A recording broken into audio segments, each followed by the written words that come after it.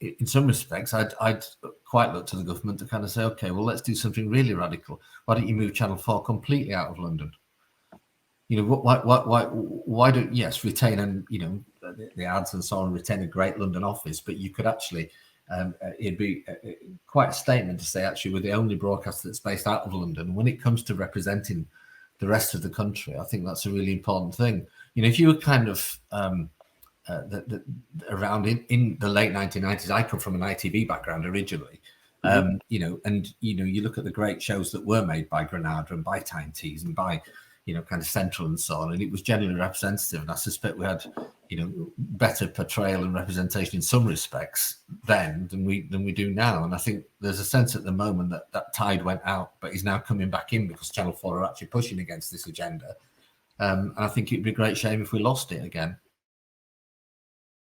In general, I think you'd still look, you know, and you'd look at shows and think, well, that might not be the commercial success, but it's a creative and it's a cultural success. And then you look at other shows and you say, well, where's the edge to that? But actually, it's bringing a lot of viewers to the screen. So it's kind of, and I think they managed to tread that line very well.